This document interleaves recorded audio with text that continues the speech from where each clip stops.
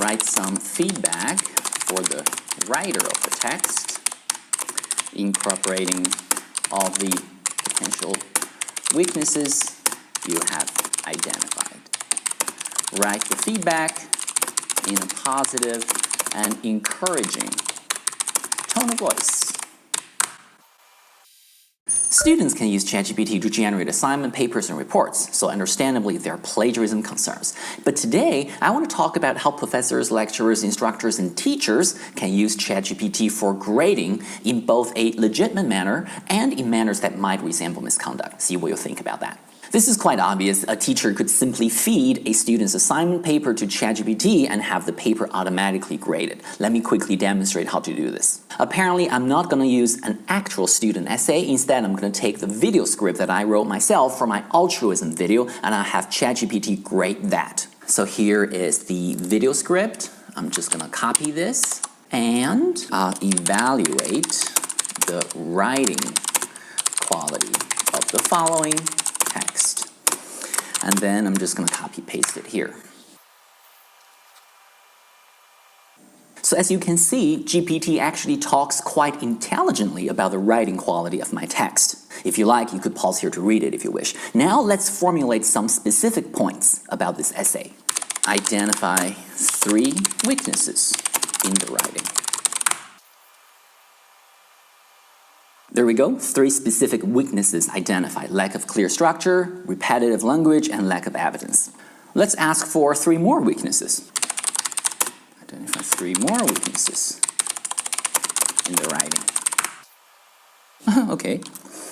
Identify 6 weaknesses in the writing quality in the text below. Copy paste it again. Nice, so these are all potential points that we could talk to the students about. And now, let's formulate some quality feedback for the student. Write some feedback for the writer of the text, incorporating all the potential weaknesses you have identified. Write the feedback in a positive and encouraging tone of voice.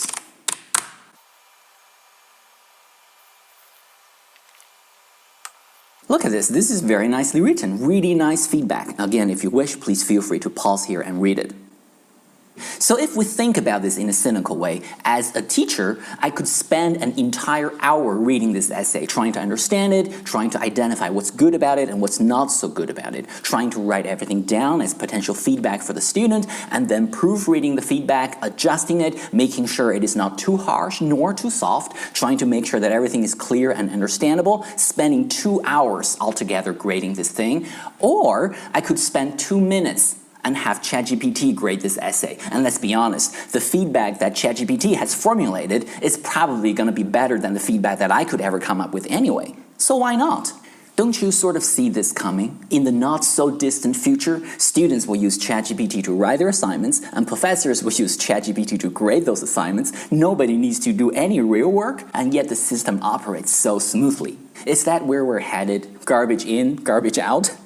So what do we do about this? Not about the students' part, but about faculty members using ChatGPT to get out a grading. Now here again, this may sound cynical, but my intuitive prediction is that some universities would instinctively say, let's regulate this, because that's what many universities tend to do about any problem or issue. Universities are large bureaucratic organizations, so they really like to regulate things. That tends to be their answer to everything. And that's why you see at universities regulations on top of regulations on top of regulations. They put a system in place and then another system on top of that, and then yet another system on top of that one. There are many conditions that would apply which are contingent upon further conditions which depend on additional conditions. That's how many universities instinctively operate, by putting out more regulations. So some universities and colleges might say, well, ChatGPT, faculty members must never use it for grading or for generating feedback. But the problem is, such a regulation might not be enforceable, nor does it really make sense, because imagine, what if, as a teacher, I actually read the student's work and formulated remarks and feedback for the student, but I used ChatGPT only to proofread, review, and polish my remarks and feedback.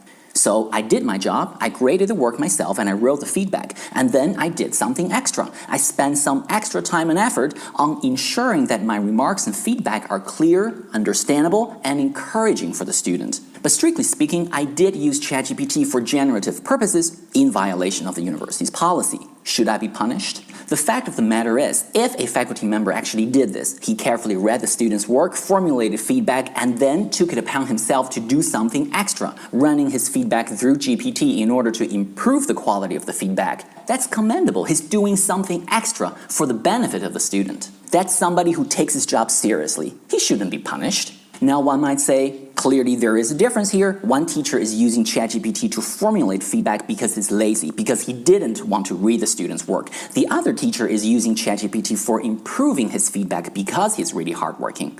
There is a difference. There is a line between them, but that line can be quite thin and fuzzy in practice. We might not even know where exactly to draw it. Do you see my point? It is also possible, for example, a teacher might feed a student's essay to ChatGPT not to grade it, but to summarize it, or to summarize a portion of it so that he can then grade the summary. Or the teacher might use ChatGPT to only formulate some improvement points for the student on the basis of the actual feedback that the teacher himself formulated. I mean, there are so many different ways that teachers could use ChatGPT and other AI tools in the grading process that to regulate it and to enforce those regulations might not even be possible. So what do we do about this? Well, I don't know. On the one hand, I believe there should be some regulations or at least some guidance on how students and faculties use AI tools. But on the other hand, I am also fearful that universities might over-regulate things. I don't believe we should force people out of using something which is so useful and is getting increasingly more powerful and more useful. I think we need to figure out ways to work with this and teach with this. There are so many interesting YouTube videos on how people can cleverly use ChatGPT to be highly productive. This is an important tool that we should be working with and teaching with. Now, to be able to come up with this balanced approach, I think universities' focus right now shouldn't be on regulating AI tools and certainly not banning AI tools, but rather we need to learn about them, use them, work with them, and become, if not expert users, at least proficient users of these tools. Because only then can we have a reasonable and sensible discussion about how to potentially regulate them. Alright, what do you think about all this? Please leave your thoughts and comments down below. Thanks for watching this Ranywayz random video. Please like and subscribe, and I'll see you next time.